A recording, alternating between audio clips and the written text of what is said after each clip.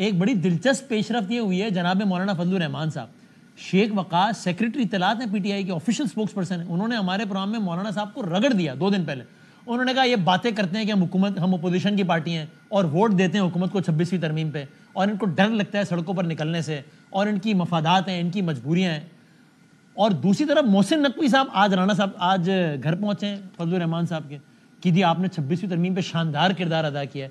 یعنی P T I مولانا صاحب کو برا بھلا کہہ رہی ہے 26ویں ترمیم پر ان کے کردار پہ، اور محسن نقوی داد و تحسین دے رہے ہیں. یعنی 26ویں ترمیم میں مولانا صاحب نے دراصل آپ کا ساتھ دیا ہے. دونوں چیزیں غلط ہیں میری نظر میں. محسن نقوی صاحب کو بھی داد و تحسین دینے کی کوئی ضرورت نہیں ہے. ان کی داد و تحسین جو ہے اس کو بھی غلط معنی جو ہے وہ پہنائے جاتے ہیں. اور جو وقاص اکرم صاحب نے بات کی ہے بالکل غلط ہے، بے بنیاد ہے. مولانا فضل الرحمان صاحب نے 26ویں ترمیم کے سلسلے میں انہوں نے، آپ یقین کریں کہ انہوں نے گورنمنٹ کو بڑا ٹف ٹائم دیا. آپ ہمارا اوریجنل مسودہ دیکھ لیں جی ہاں، اور اس کے بعد جو 26ویں ترمیم جو ہوئی ہے اس مسودے کو دیکھ لیں. وہ ساری جو ایفرٹس ہیں، وہ سارا جو کنسنسس جس طرح سے بنا، اس میں جو ہے وہ کردار ہی مولانا فضل الرحمان صاحب کا ہے، یا پھر ان کے ساتھ تعاون کیا ہے اپنا بلاول بھٹو زرداری صاحب نے. انہوں نے ان کے ساتھ جو ہے وہ کام کیا ہے اس میں.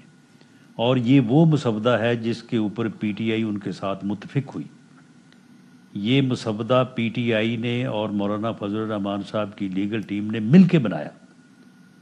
آپ کہہ رہے ہیں پی ٹی آئی کے پاس اخلاقی جواز نہیں ہے مولانا صاحب کو اس بات پہ تنقید کا نشانہ بنانے کا؟ جی نہیں، ان کے پاس یہ اس بات کا اخلاقی جواز نہیں تھا کہ وہ ووٹ نہ کرتے.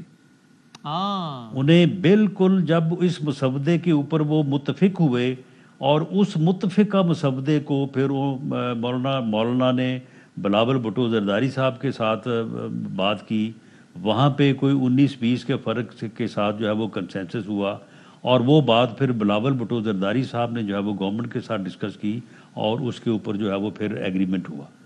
تو اس میں جو ہے پی ٹی آئی کو جو ہے اس میں ووٹ کرنا چاہیے تھا. یہ پی ٹی آئی نے مولانا فضل الرحمان صاحب سے زیادتی کی، اور اب الٹا جو ہے وہ ان کو گالیاں برا بھلا کہہ رہے ہیں. یہ بالکل غلط ہے یہ بات. ورنہ اگر اوریجنل مسودہ اپروو ہو گیا ہوتا تو شاید آج عمران خان صاحب کا ملٹری ٹرائل حقیقت سے قریب ہوتا، شاید آسان ہو جاتا. صحیح کہہ رہا ہوں میں؟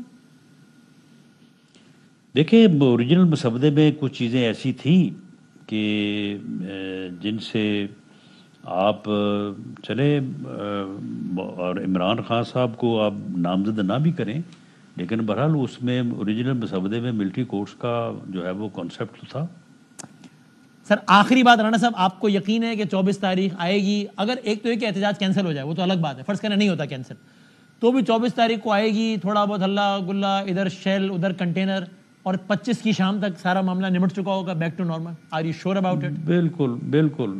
ایک دو دن میں یہ تھوڑا بہت ہلا گلا ہوگا تو کو تھوڑی رونق لگے گی. اس کے بعد یہ معاملہ جو ہے جی بالکل فارغ ہو جائے گا، اور پھر یہ بہانے ڈھونڈتے پھریں گے، جی یہ نہیں ہوا، جی وہ نہیں ہوا، جی ایسے کر دیا ویسے کر دیا، حکومت نے جی ہمیں پکڑ لیا، حکومت نے ہمیں یہ نہیں کرنے دی. بھی حکومت نے پکڑنا ہی ہے آپ کو، حکومت نے روکنا ہی ہے آپ کو، حکومت نے کو آپ کو مدد تو نہیں کرنی. تو یہ بالکل ان کا فلاپ پروگرام ہوگا، اور اس میں بنیادی طور پہ انہوں نے وداؤٹ اینی پریپریشن جو ہے یہ ایسے ہی بے تکی کال دے دیا اور کہا کہ جی 5-5 ہزار آپ لے کے ہیں، 10-10 ہزار آپ لے کے ہیں. کچھ نہیں ہوگا. بہت شکریہ سر، تھینک یو ویری مچ.